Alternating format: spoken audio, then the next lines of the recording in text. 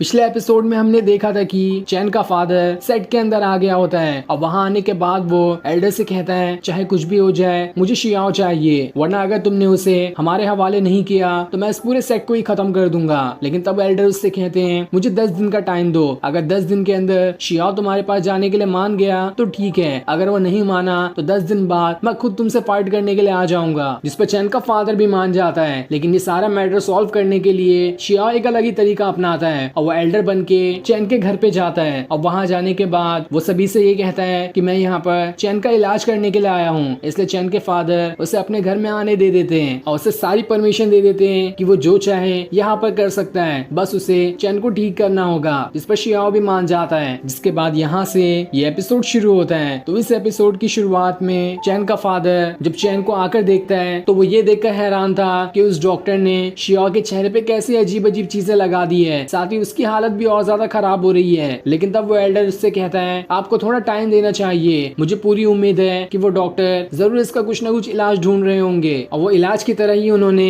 इसके ऊपर ये सारी चीजें लगाई होगी। आप नहीं समझ सकते कि डॉक्टर किन किन चीजों से दवा बना सकता है, इसलिए डॉक्टर जो कर रहे हैं उन्हें वो करने दीजिए। जिस पर चैन के फादर भी अपना गुस्सा थोड़ा शांत कर लेते हैं। तभी चैन को दोबारा होश आ जाता है। ये देखकर तो जितना भी गुस्सा था उसके फादर का सब 1 मिनट के अंदर खत्म हो जाता है और वो उस एल्डर को ये ऑर्डर पास करा देने कहता है कि इस पूरे सेट के अंदर किसने भी डॉक्टर के ऊपर आंख उठाने की भी कोशिश की तो मैं उसकी जान ले लूंगा। डॉक्टर को जो चाहिए उसे वो ला कर दिया जाए। जिस पर वो एल्डर भी मान जाता है। दूसरी तरफ शियाओ मजे से शराब पी रहा होता है और उसके सामने तरह तरह के खाने रखे हुए थे क्योंकि उसकी किसी राजा की तरह यहाँ पर खातिरदारी हो रही थी। तब वहाँ पर जैस्मिन आती है जो उससे कहती है आखिर तुम्हारे पास दवाओं का इतना अच्छा स्किल कैसे आ गया। जिस पर शियाओ कहता है तुम नहीं जानती कि मेरे पिछले वाले जो मास्टर थे उनके पास कितनी ज्यादा स्किल थी। उसका नाम तो यूनची था और उसकी मेडिसिन स्किल का तो अंदाजा भी नहीं लगाया जा सकता और उन्हीं की वजह से मुझे ये सारी स्किल मिली है। ये सुनकर तो जैस्मिन भी हैरान रहती है क्योंकि उसने यूनची के बारे में कभी नहीं सुना था। लेकिन फिर भी वो आगे उससे कहती है आज के बाद तुम कोई भी गलत कदम उठाने की कोशिश मत करना, तुम सीधा सीधा मौत के मुंह में घुस आए हो। अगर किसी को भी पता चला कि तुम कौन हो वो तुम्हें नहीं छोड़ेंगे और अगर तुम्हें कुछ हुआ तो साथ साथ मेरी भी जान खतरे में आ सकती है। जिस पर शियाओ कहता है अरे तुम्हें टेंशन लेने की कोई जरूरत नहीं है, अगर उन्हें मालूम भी पड़ गया कि मैं कौन हूँ तब मैं सीधा सीधा उनसे फाइट करने चले जाऊंगा, देखता हूँ मेरे सामने कौन टिक सकता है। अब शियाओ दोबारा से डॉक्टर बन के चैन के पास आता है और उसके हाथों को स्मेल करके कुछ महसूस करने लगता है। जिसके बाद वो अपनी पावर्स को थोड़ी सी चैन के अंदर ट्रांसफर करते हुए वहां से जाने लगता है। ये देखकर चैन का फादर उससे कहता है क्या हुआ आपको, अब ऐसे चैन को छोड़कर कैसे जा रहे हैं। जिस पर शियाओ कहता है मैं ऐसे छोड़ के क्यों ना जाऊं, जब तुम लोग मेरी बात ही नहीं मान रहे हो तो मुझे भी इसका इलाज करके कोई मतलब नहीं है। मैंने तुमसे क्या कहा था कि जो मेरी बनाई हुई दवा है ये बस वही खाएगा, तो आखिर तुम लोगों ने इसे चिकन क्यों खिला दिया। मुझे इसके हाथों से और इसके मुंह से चिकन की खुशबू आ रही है। अगर तुम लोग को ही डॉक्टर बनना है तो तुम लोग ही इसका इलाज कर लो, मैं तो अब यहाँ से जा रहा हूँ। फिर चैन का फादर कहता है मुझे माफ कर देना, ये तो इसकी माँ की वजह से हुआ है। वो चैन को काफी कमजोर देख रही थी इसलिए उसने लाकर इसे थोड़ा सा चिकन खिला दिया, इसमें हमारी ही गलती है, आगे से ऐसी गलती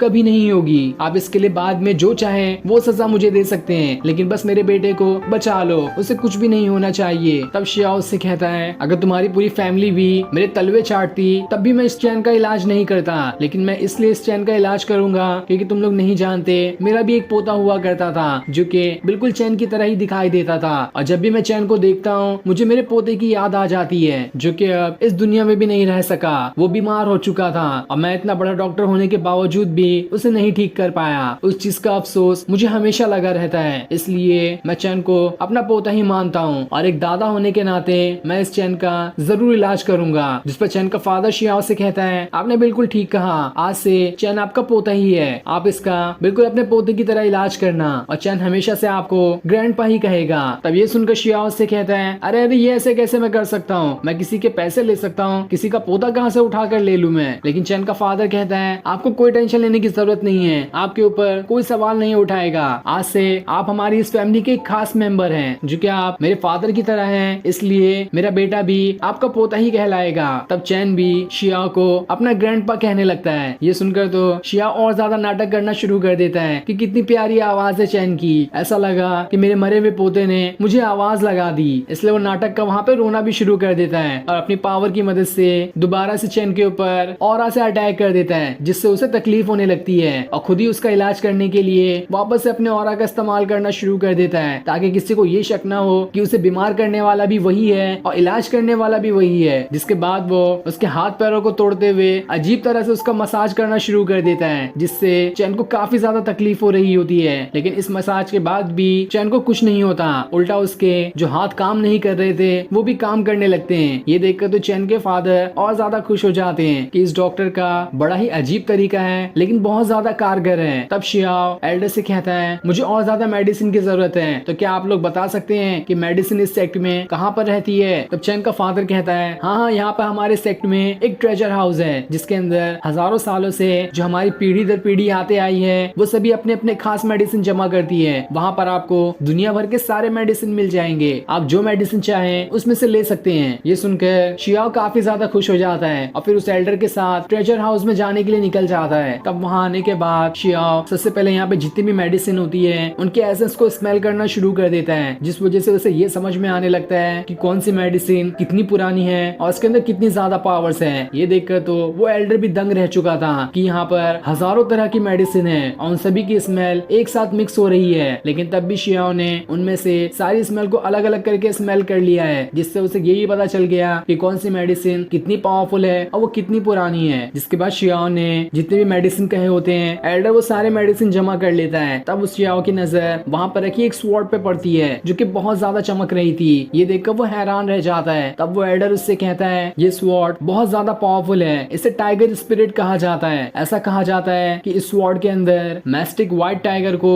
डाल दिया गया था और उसकी जितनी भी स्पिरिट की पावर थी उसे इसी स्वॉर्ड के अंदर रखा गया है। ये स्वॉर्ड इस पूरी की पूरी सिटी में सबसे ज्यादा पावरफुल स्वॉर्ड है, इसका कोई मुकाबला भी नहीं कर सकता। साथ ही शियाओ को वहाँ पर कुछ बॉम्ब और गन भी दिखाई दे जाते हैं। ये देखकर वो एक गन को उठा लेता है और एल्डर से पूछता है ये क्या चीज है और इसका इस्तेमाल कैसे करते हैं। तब एल्डर उसे बताने लगता है कि वहाँ पर एक ट्रिगर होता है जिसे दबाने के बाद सामने जो भी खड़ा है वो बस एक सेकंड में ढेर हो जाता है। तब शियाओ उस एल्डर की तरफ ही गन पॉइंट कर देता है। ये देखकर तो वो एल्डर भी डर चुका था। अब शियाओ ऐसे ही करते हुए 3-4 दिन तक चैन का इलाज करता है, जिस वजह से चैन अब ठीक तरह से चल भी पा रहा था और उसके जितने भी मेरिडियंस होते हैं वो धीरे धीरे अनलॉक हो रहे थे, जिस चीज से सभी हैरान होते हैं कि जो इलाज कुछ सालों में नहीं कर पाएगा वो इलाज तो इस डॉक्टर ने बस 3 दिन के अंदर कर दिखाया। तब शियाओ चैन से कहता है मैं तुम्हारा इलाज ही नहीं साथ ही साथ मैं तुम्हें अर्थ फेस मैस्टिज्म लेवल पे भी पहुंचा सकता हूँ, वो भी कुछ ही दिनों के अंदर। लेकिन उसके लिए पहले तुम्हें पूरी तरह से रिकवर होना होगा, जिसके लिए कम से कम 1 से 2 महीना लग सकता है। तब चैन उससे कहता है क्या इसके लिए कुछ जल्दी वाला तरीका नहीं है, मैं 1 से 2 महीना इंतजार नहीं कर सकता। जिसने मेरी ऐसी हालत की है मैं उसे अभी के अभी कई सारे टुकड़ों में काट देना चाहता हूँ और उसे मारने के बाद पूरी दुनिया में जितने भी उसका परिवार होगा मैं उसे भी ढूंढ ढूंढ कर काट दूंगा, ताकि दुनिया को ये पता चल सके कि हमारी फैमिली से टकराने का आखिर अंजाम क्या होता है। ये सुनकर तो शियाओ भी अंदर ही अंदर सोच रहा था मेरे सामने होकर ही मुझे ही मारने की धमकी दे रहे हो, अभी मजा चखाता हूँ तुम्हें और तुम्हारी पूरी फैमिली को। जिसके बाद वो यहाँ पर एक और अच्छा प्लान चलता है और वो सभी से कहता है अगर चैन उस इंसान से बदला लेना चाहता है जिसने उसकी ऐसी हालत की है तो मैं इसमें तुम्हारी मदद करने के लिए तैयार हूँ, लेकिन इसके लिए तुम्हें मुझे ड्रैगन पिल ला कर देना होगा, क्योंकि ड्रैगन पिल ही एक ऐसी चीज है जो तुम्हें बहुत जल्द ठीक कर सकती है। इसके लिए तुम्हें 1-2 महीना इंतजार नहीं करना पड़ेगा, बल्कि तुम बस 1-2 दिन के अंदर ही पूरी तरह से रिकवर हो जाओगे। तो इसलिए अगर जल्दी ठीक होना है तो मुझे वो ड्रैगन पिल ला कर दे दो। ये सुनकर तो सारे लोग हैरान थे, उन्हें तो समझ ही नहीं आता कि आखिर ड्रैगन पिल ला कर कौन कैसे दे सकता है। इस पूरे के पूरे कॉन्टिनेंट में बस 1 या फिर 2 ही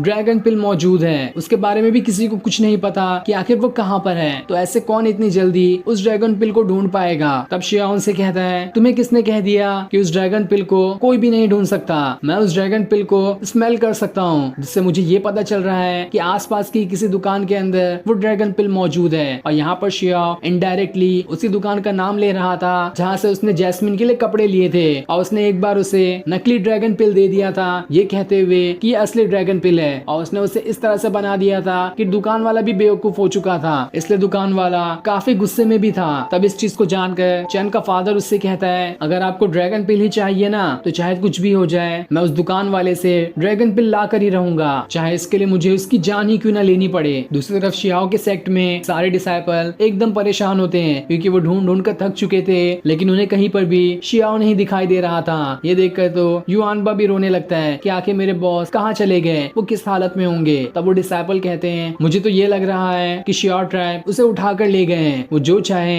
वो कर सकते हैं, इसलिए अब तो मुझे शियाओ की टेंशन भी हो रही है। वहीं अगले दिन चैन का फादर एल्डर के साथ वो ड्रैगन पिल लाने के लिए जा रहा होता है, लेकिन तब शियाओ प्लान बनाते हुए उससे कहता है, अरे मुझे अभी एक और मेडिसिन चाहिए थी जिसे लेना तो मैं भूल ही गया, इसलिए मुझे दोबारा से ट्रेजर हाउस में जाना पड़ेगा। तब चैन का फादर उससे कहता है, अभी तो यहाँ पर कोई मौजूद नहीं है जो आपको ट्रेजर हाउस के अंदर ले जा सके, क्योंकि उसके अंदर जाने की परमिशन सिर्फ मुझे और एल्डर को ही है। तब शियाओ उससे कहता है, अगर अभी मुझे वो मेडिसिन नहीं मिली तो मैं शायद ही चैन का इलाज कर पाऊंगा। तब ये सुनकर चैन का फादर शियाओ के बिछाए जाल में फंस जाता है और वो उसे ट्रेजर हाउस की चाबी देते हुए कहता है, अगर इतना ही जरूरी है तो आप अकेले ट्रेजर हाउस में जा सकते हैं और वहाँ पर आपको जो भी मेडिसिन चाहिए होगी आप उसे ले लेना। और इतना कहने के बाद वो वहाँ से चला जाता है। अब शियाओ ट्रेजर हाउस के अंदर आता है, जहाँ आने के बाद वो ये कह रहा होता है, मुझसे पंगा लेने का अंजाम आज तुम्हें मालूम पड़ेगा। जिसके बाद वो हजारों सालों से जमा की हुई जितनी भी मेडिसिन होती है वहाँ पर उन सभी की पावर्स को अपने अंदर एब्जॉर्ब कर लेता है, जिस वजह से वहाँ पर अब एक भी मेडिसिन नहीं बची होती। साथ ही वह वहाँ से टाइगर स्पिरिट वाली स्वॉर्ड, गन और बॉम्ब भी उठा लेता है। जिस तरह से ये पूरा का पूरा शियाओ ट्राइब अब बिल्कुल कंगाल हो चुका था, उनके पास अब कुछ बचा ही नहीं होता है जिससे उनका ट्रेजर हाउस बच सके। और अब शियाओ वहाँ से चैन के पास आता है और उससे कहता है, मुझे तुम्हें एक चीज बतानी थी, मुझे डर लग रहा है कि मैं तुम्हें वो बताऊं या फिर नहीं, लेकिन चलो खैर कोई बात नहीं, मैं तुम्हें वो चीज बता ही देता हूँ। जिसके बाद वो अपने असली रूप में आ जाता है। ये देखकर तो चैन एकदम हैरान रह चुका था, उसे तो समझ ही नहीं आता कि आखिर वो कहाँ आकर फंस गया। जिससे वो डॉक्टर समझ रहा था वो तो असल में शियाओ ही निकला। दूसरी तरफ चैन का फादर एल्डर के साथ उसी दुकान पर आता है, जहाँ आने के बाद वो दुकानदार से कहता है, लाओ मुझे वो ड्रैगन पिल वापस कर दो वरना तुम्हारी खैर नहीं होगी। ये सुनकर तो वो दुकान वाला भी हैरान था, और जब चैन का फादर उसे शियाओ का बैच दिखाता है तब वो समझ जाता है कि इसे तो वही बेवकूफ डॉक्टर ने भेजा है जिसने मुझे भी बेवकूफ बना दिया था और असली के बजाय नकली ड्रैगन पिल मुझे चिपका दी थी। इसलिए वो चैन के फादर को भी वही नकली वाली ड्रैगन पिल चिपका देता है जो उसे शियाओ ने दी थी। लेकिन जब चैन का फादर सेट के अंदर आता है तो वो ये देखकर एकदम हैरान था कि सारे लोग इधर उधर भाग रहे होते हैं। साथ ही उसे चैन भी काफी बुरी हालत में दिखाई देता है, वो तो अब हिल भी नहीं पा रहा था क्योंकि उसकी हालत शियाओ ने और ज्यादा खराब कर दी थी। तभी उसके हाथ से वो पिल भी गिरकर टूट जाती है। तब उसे पता चलता है कि ये तो एक नॉर्मल सा केक का टुकड़ा था जिसके ऊपर ऑरा की ऐसी कोटिंग लगा दी गई थी जिसे देखकर ये ऐसा लग रहा था कि ये असली ड्रैगन पिल है। उस डॉक्टर ने मुझे बेवकूफ बना दिया। तब वहाँ पर एक सिपाही आते हुए कहता है, हमारा सेट बर्बाद हो चुका है, पूरा का पूरा ट्रेजर हाउस खाली है, उसमें कुछ भी नहीं मौजूद। ये सुनकर तो चैन का फादर जल्दी से वहाँ पर आता है जहाँ उसे पूरा ट्रेजर हाउस खाली दिखाई देता है। साथ ही वहाँ पर शियाओ का लिखा हुआ एक नोट भी था जिसमें ये लिखा होता है कि चैन के फादर मुझे माफ कर देना, मैंने आपको थोड़ा सा बेवकूफ बना दिया। साथ ही मैंने अब चैन की ऐसी हालत कर दी है कि अगर असली में जिस डॉक्टर का मैंने रूप लिया था वो खुद भी यहाँ पर आकर प्रकट हो जाए तब भी वो चैन को नहीं ठीक कर सकते।